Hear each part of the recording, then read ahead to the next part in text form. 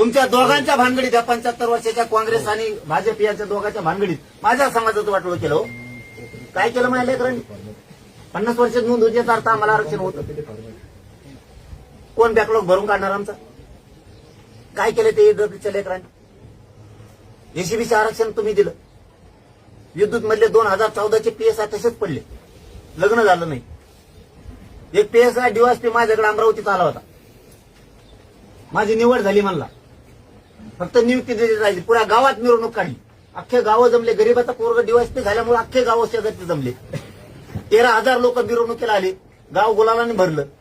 15 दिवसांनी मग जमलं म्हणे. मोठ्या घरची पोरगी मिळाली, सासऱ्याने हुंडा बी रेटून दिला. खुश झालं ते, पोरगी चांगली मिळाली, हुंडा मिळाला. पण सासऱ्याचं आबऱ्या घालण्याचं होतं. सासरा म्हणला तू जेव्हा ती टोपी घालून येशील तेव्हा लग्न करू. 8 तापोत त्याच्या डोक्यात टोपी लागली नाही, लग्नच मोडलं.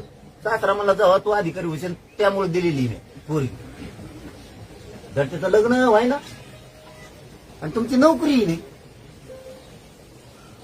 गावात जात नाही म्हणे, 6 वर्ष झालं म्हणे गावात जात नाही. मिरवणूक घेऊन गावात गेलो, कसं जाऊ?